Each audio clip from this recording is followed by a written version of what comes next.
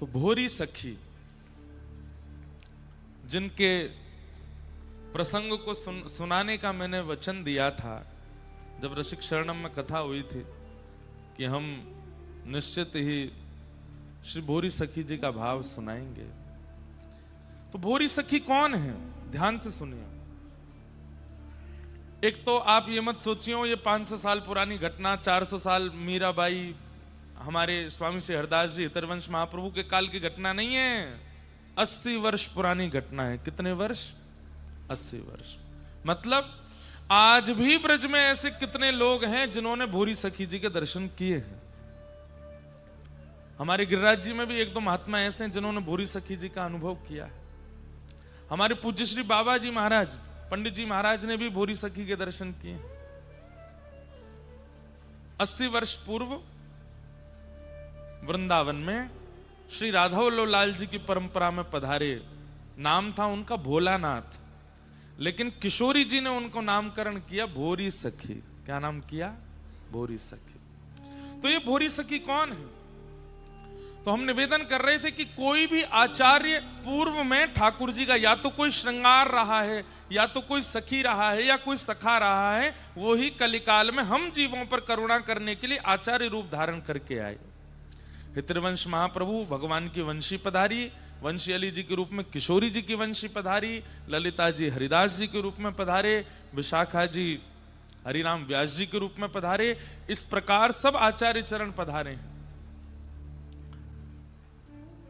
भोरी सखी कौन है? तो प्रियालाल जी दोनों रास विहार कर रहे हैं, और रास करते करते ठाकुर जी बोले, हे श्यामाजू आज मान करो, मैं रिझाऊंगा।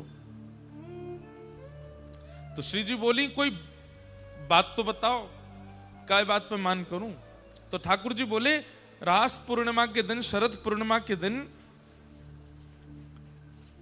सब गोपी सब छोड़ करके मेरी शरण में आई, और इन सबन के नेक मान को देख करके मैं अंतर ध्यान है गयो। या बात पे आप मान कर लो, या बात पे आप मान कर लो। किशोरी जी बोली, नहीं नहीं कोई और विषय बताओ, या बात पे मैं मान ना करूंगी। ठाकुर जी बोले, नहीं यही बात पे मान करो, क्योंकि यहां में जल्दी मान आएगो, बाकी में तो आपको बनाना पड़ेगा मान, यहां में जल्दी आ जाएगा। इतने में किशोरी जी के नेत्र बंद हो गए, और प्रत्येक गोपी के हृदय में झांक करके जब उसके विरह का दर्शन किशोरी जी ने किया, इतना मान प्रकट हुआ। मान तक होता है तो ठीक है बंधुओं, देखिए आपका प्रेमी आपसे नाराज है, और नाराजगी में वो आपको रोक रहा है, टोक रहा है, लड़ रहा है, झगड़ रहा है, चिल्ला रहा है, तो अच्छी बात है। लेकिन अगर वो मौन होकर के शांत होकर चला जाए तो ये अच्छी बात नहीं है। तो समझो कि उसका क्रोध कितना तीव्र है कि वो बोलना भी नहीं चाह रहा है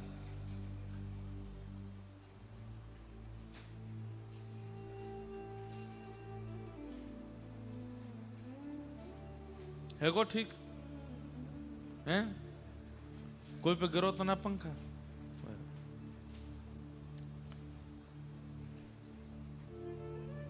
क्या बता रहा था मैं? मान। तो आपका प्रेमी नाराज होकर के आपसे लड़ ले, ये अच्छा है, लेकिन वो नाराज होकर के कहीं चला जाए, मान करके कहीं निकल जाए और बोले ना, ये बहुत कष्टदायी है।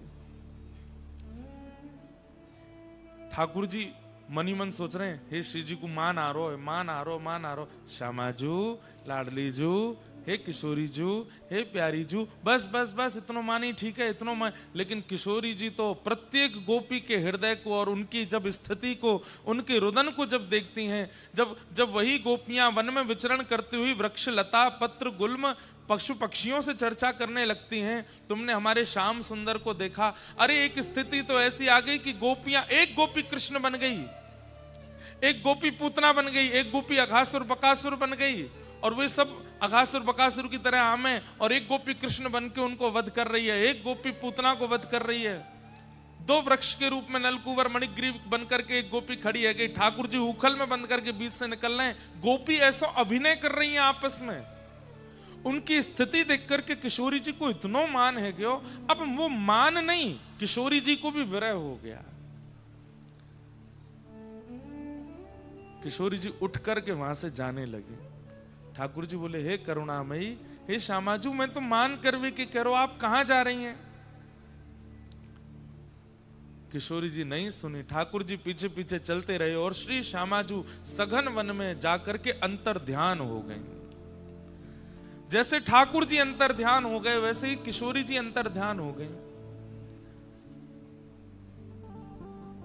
ठाकुर जी ढूंढ रहे हैं, हे किशोरी जी, राधे राधे करुणामयी कृष्ण प्यारी, मेरी सुधली जो श्री वृषभानु दुलारी, मेरी सुधली जो श्री वृषभानु दुलारी।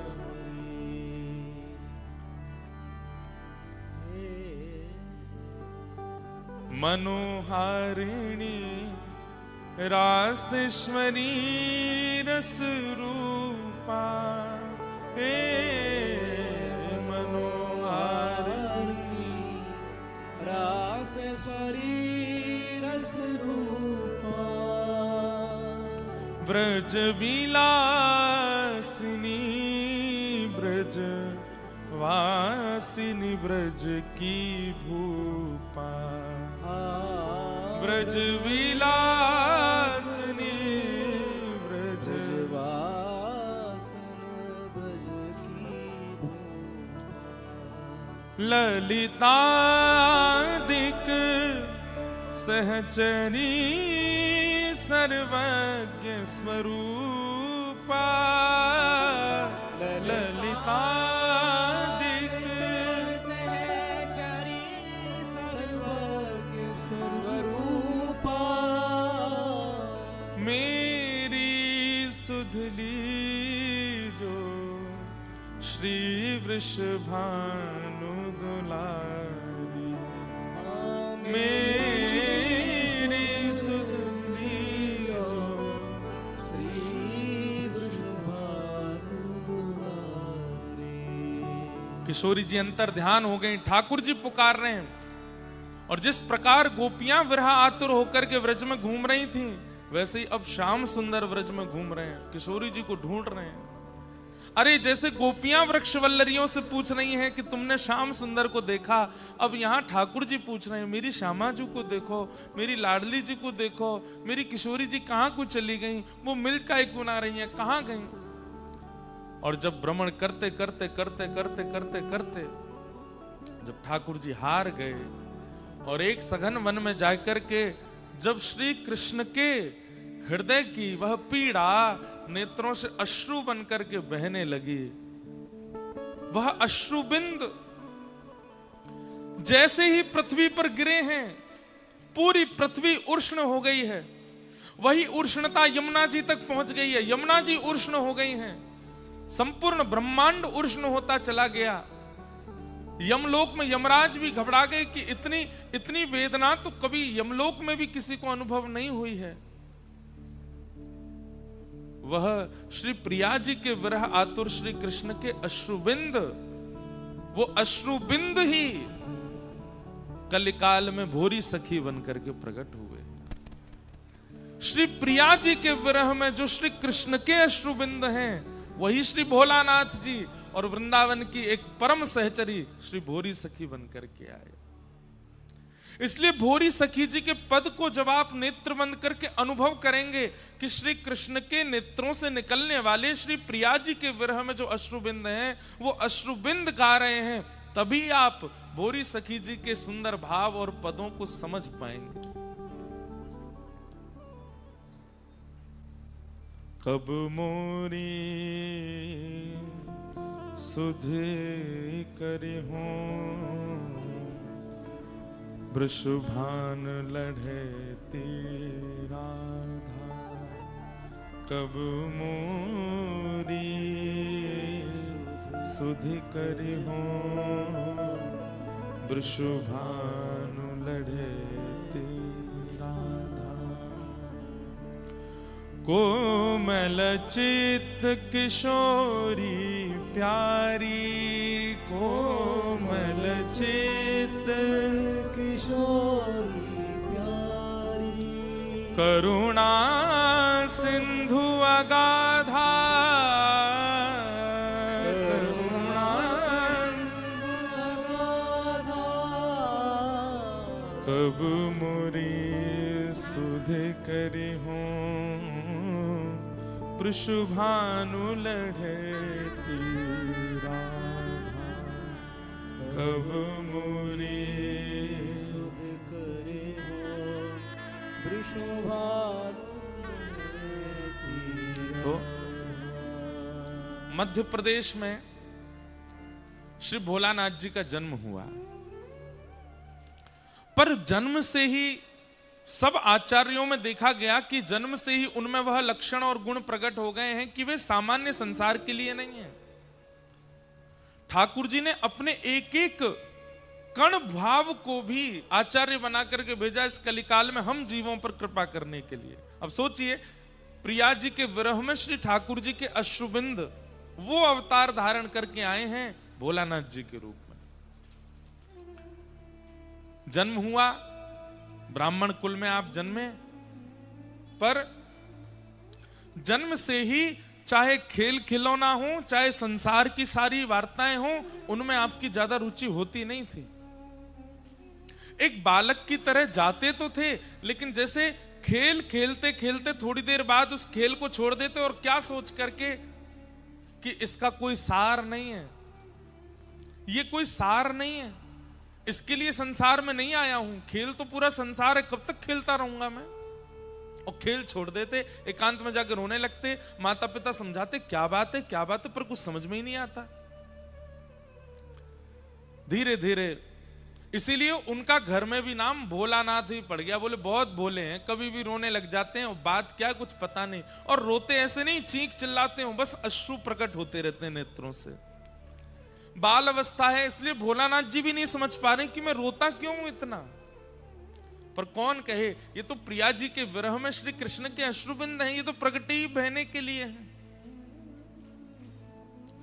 धीरे धीरे आप बड़े हुए, घर के लोगों ने आपको पढ़ाई लिखाई के लिए भेजा, आपने खूब अच्छे स्तर की अध्ययन किया, खूब पढ़ने में विद्वान थे। लेकिन एक समय ऐसा आया कि आपको विद्या अध्ययन करना भी लगने लगा कि यह भी उदर भरने की शिक्षा है, कब तक इसको करता रहूं, इसमें भी कोई रुचि नहीं है मेरी। एक दिन मन में कहीं कथा में सुन लिया कि बिना गुरु के कल्याण नहीं होता। तो मध्य प्रदेश में एक स्थान है कोलारस, उस कोलारस के वन में आप चले गए, और वहां जाकर के बस विरह आतुर होकर के, हे गुरुदेव, प्राण गुरुदेव, जीवन गुरुदेव, मेरे गुरुदेव कौन है, मेरे गुरु कौन है, कौन मुझे बताएगा कि मेरे जीवन का सार क्या है, मेरे जीवन का रस क्या है, मेरे जीवन का तत्व क्या है, मैं क्यों बालकाल से इतना सब चीजों से परे रहता हूं, क्यों मुझे इतना विरह होता है, मुझे कोई तो बतावे। ध्यान से सुनिएगा बंधुओं, आपकी उस विरह वेदना के कारण 3-4 दिनों तक आप वन में विचरण करते रहे। तब आपके एक बड़े भैया थे, बड़े भैया आए और आकर के उन्होंने इनको तुरंत समझाया, बोले ऐसे नहीं रोते भोलानाथ, चलो, बोले मेरे गुरु चाहिए, मुझे मेरे गुरुदेव के पास ले चलो। तब वहीं मध्य प्रदेश में कोई राधा वल्लभी परंपरा का स्थान, और वहां एक आचार्य विराजमान थे। आप उनके पास उन्हें ले गए और कहा, ये हैं तुम्हारे गुरुदेव, इनसे दीक्षा ग्रहण करो। श्री राधा नाम मंत्र प्राप्त करके जैसे ही मंत्र सुना और उस मंत्र का उच्चारण करना प्रारंभ कर दिया, अब तक तो विरह वेदना क्यों थी समझ नहीं आ रहा था, परंतु अब विरह वेदना का मूल रूप पता चल गया कि इनकी प्राप्ति के लिए मैं बचपन से रोता आया हूं। बिना श्री जी को देखे ही श्री जी की रूप माधुरी का, श्री जी के हृदय का, श्री जी के गुण का, श्री जी के भाव का, श्री जी की स्थिति का उनको अनुभव होने लग गया। घर वालों ने मन में विचार किया कि ये तो और ज्यादा विरह में रहने लगे, इससे बढ़िया तो बिना दीक्षा के ही थे, कभी कभी रोते थे, अब तो ये पूरे दिन रोते रहते हैं। घर वालों ने कहा ब्याह कर दो। हमारी परंपरा में, हमारे कल्चर में एक नियम रहा है, बेटा बिगड़ गया है, क्या करें? बोले ब्याह कर दो, पत्नी आएगी सुधार देगी। पढ़ लिख के विद्वान हो गया, अब क्या करें? बोले ब्याह कर दो। बहुत कमाने लग गया, अब क्या करें? बोले ब्याह कर दो। कुछ नहीं करता, पूरे दिन पड़ा रहता है, क्या करे? बोले ब्याह कर दो। बिगड़ गया है, व्यसनी हो गया है, उल्टे सीधे काम करता, क्या करें? ब्याह कर दो। नाम जापो गोए भजनानंदी करता, पूरे दिन गिरिराज जी में पड़ो रे, क्या करें? ब्याह करो या को। हमारे यहां सब चीजों की मूल जड़ केवल एक है, बोले क्या? ब्याह करो। काम को है तो ब्याह करो, नहीं काम को तो ब्याह करो, सब में ब्याह कर दो। भोलानाथ जी को पकड़ करके घर वालों ने कहा तुम्हारा ब्याह कर। बोले मैं ब्याह के लिए, ये सब करने के लिए मैं नहीं आया हूं संसार में। आप लोगों से मेरी हाथ जोड़ के प्रार्थना, मेरा विवाह मत करो, किसी का जीवन बर्बाद मत करो। घर वाले बोले ऐसे ही बोलता है, इसको बैठाओ मंडप में।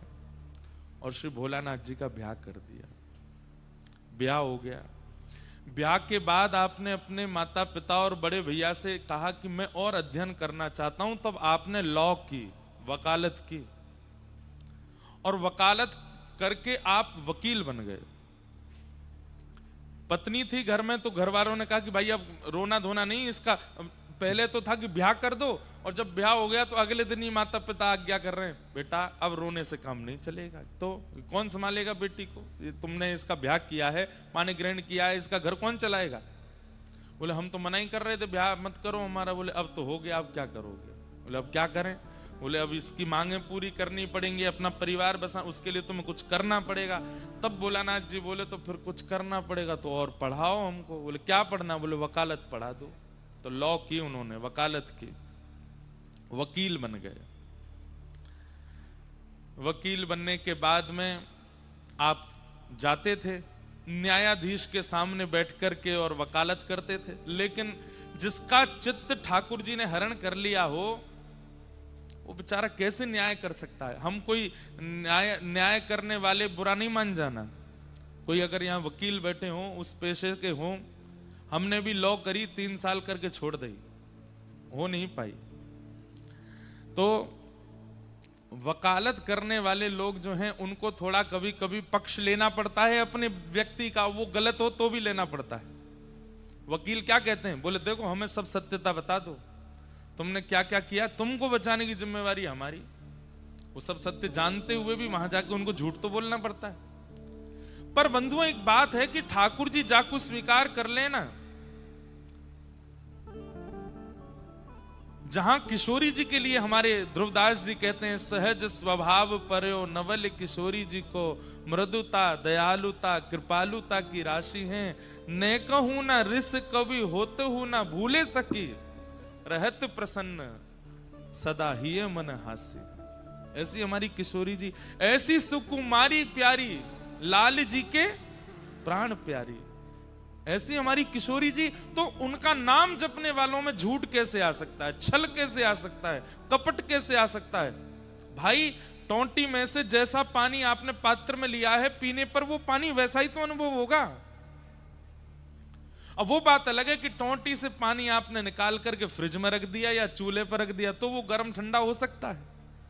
कई लोग श्री प्रिया जी का नाम आश्रय तो लेते हैं, लेकिन सीधा सीधा आश्रय अगर लेंगे तो सहजता, सरलता, कृपालुता, दयालुता, और जैसी प्रिया जी हैं वैसे होते चले जाओगे।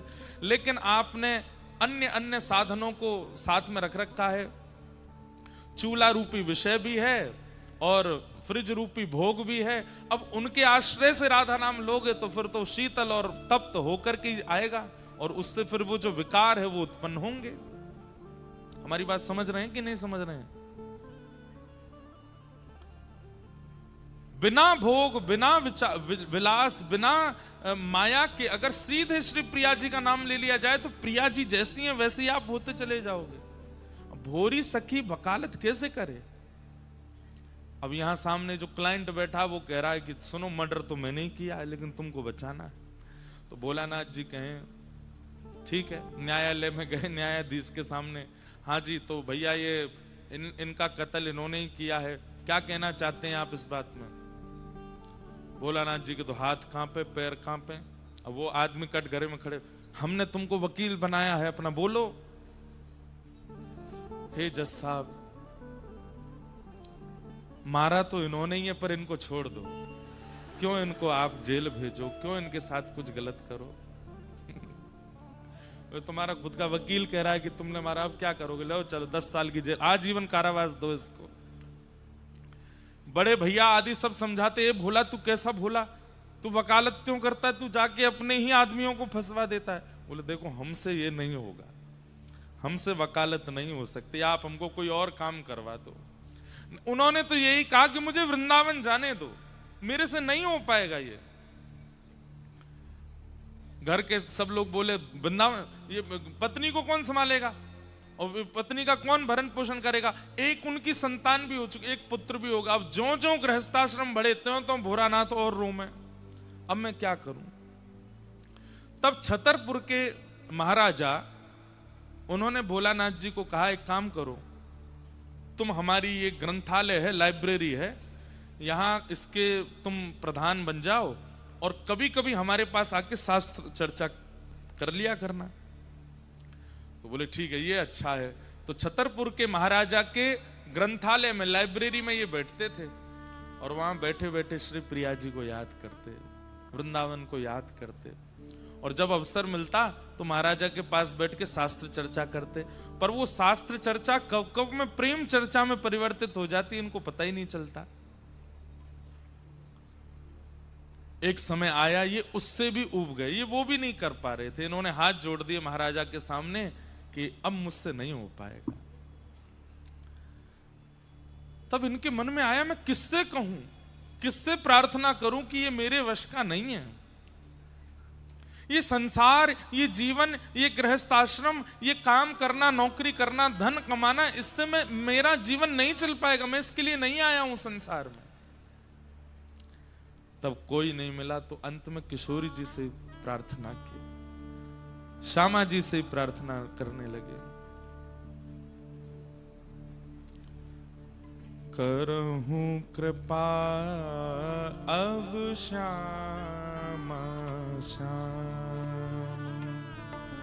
करहूं कृपा अब श्यामा श्याम, करहूं कृपा अब श्यामा श्याम, करहूं कृपा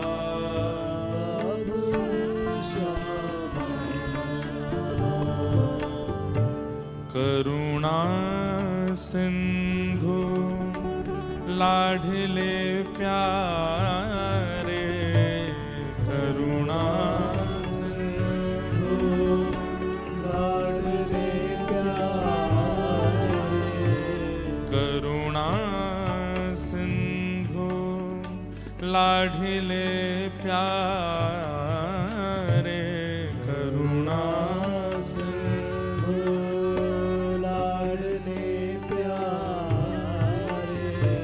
दीन बंधु सुख धाम धाम, दीन बंधु सुख धाम,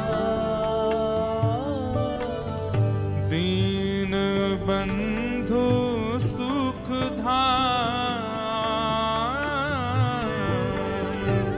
दीन बंधु सुख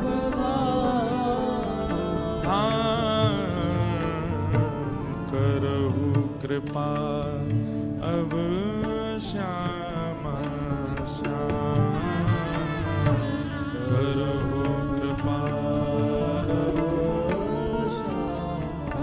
गाइए, हो करहु कृपा अब श्यामा श्याम,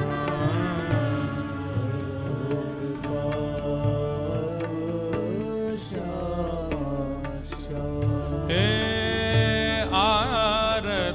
हरण अधम प्रतिपालक आरत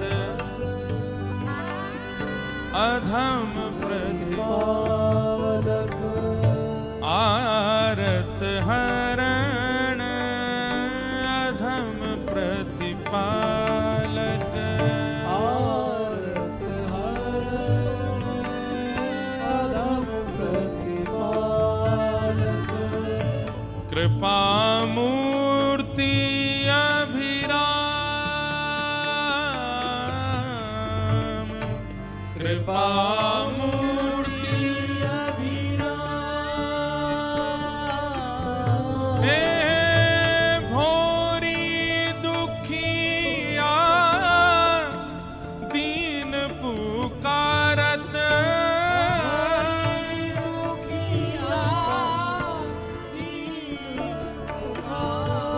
हे भोरी दुखिया दीन पुकारत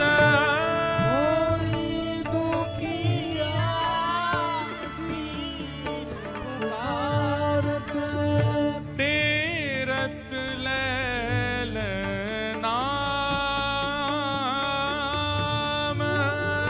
तेरत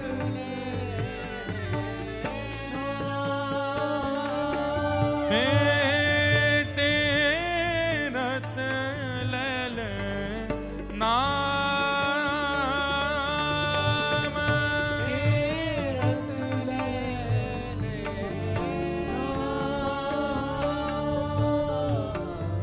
करहु कृपा श्याम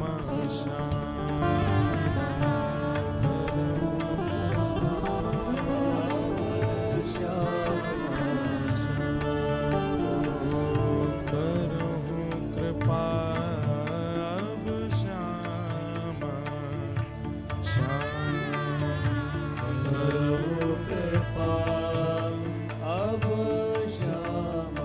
श्याम करहु कृपा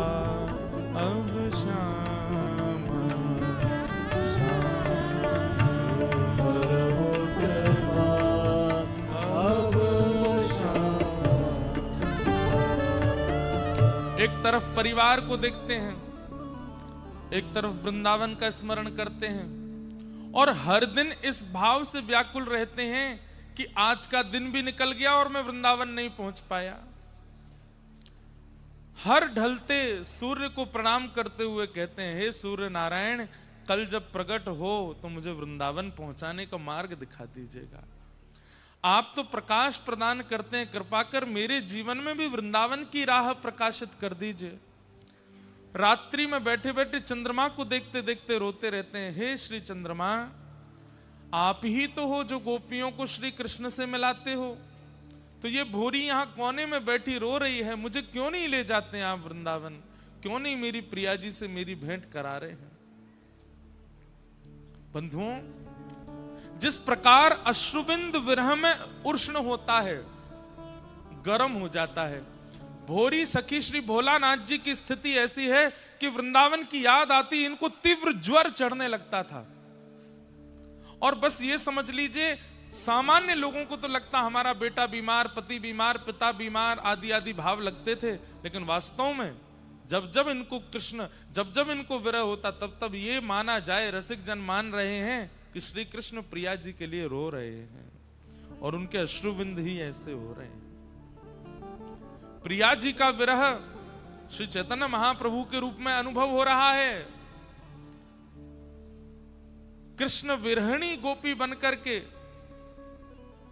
श्याम सुंदर ही चैतन्य बनकर के पधारे हैं, परंतु यहां पर प्रिया जी का विरह चित्त में धारण करके श्याम सुंदर के अश्रुबिंदु ही भोरी सखी हैं, रोने लगे। भोरी दुखिया दीन पुकारत, भोरी दुखिया दीन पुकारत, तेरत लैल नाम,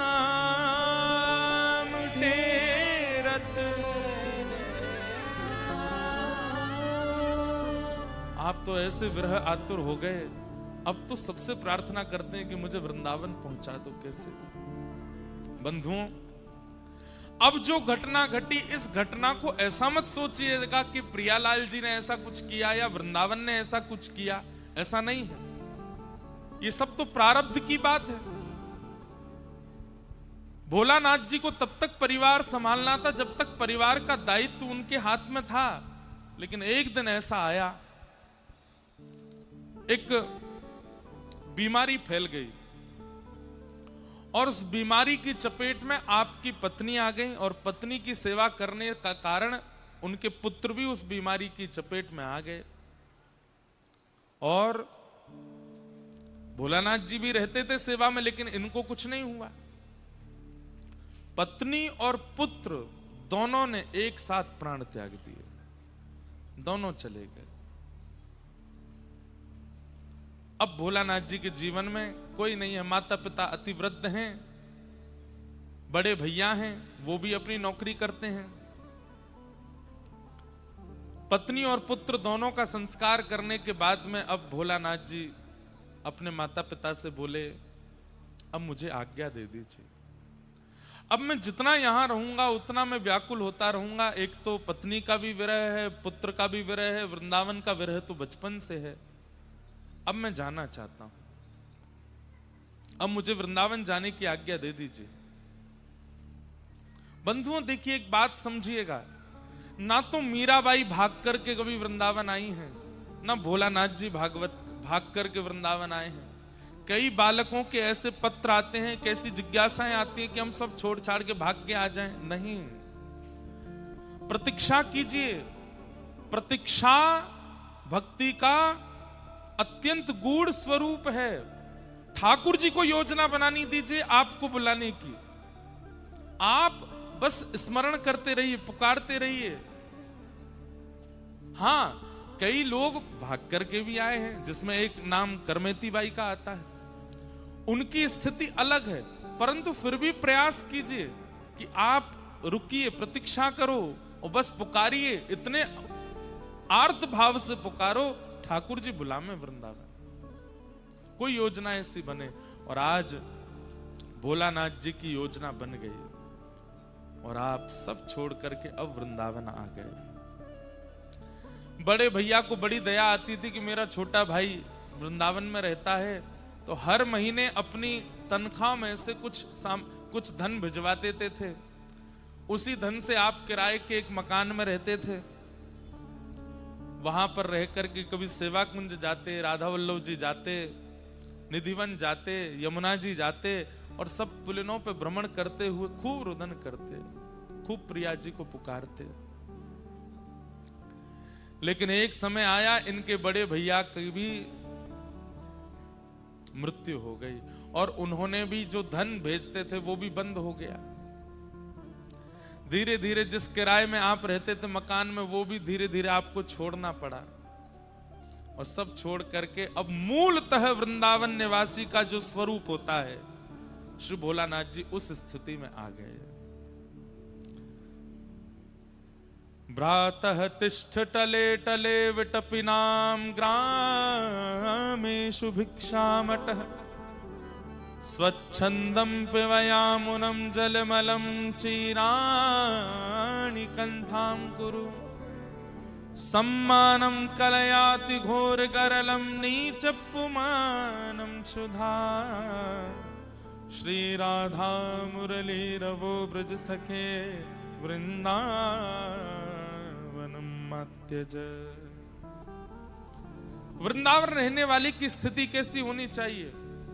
कोई नहीं रहता आज की डेट में ऐसे, लेकिन सुन लो, भ्रातः तिष्ठ टले टले विटपिनाम ग्रामेषु भिक्षामटः।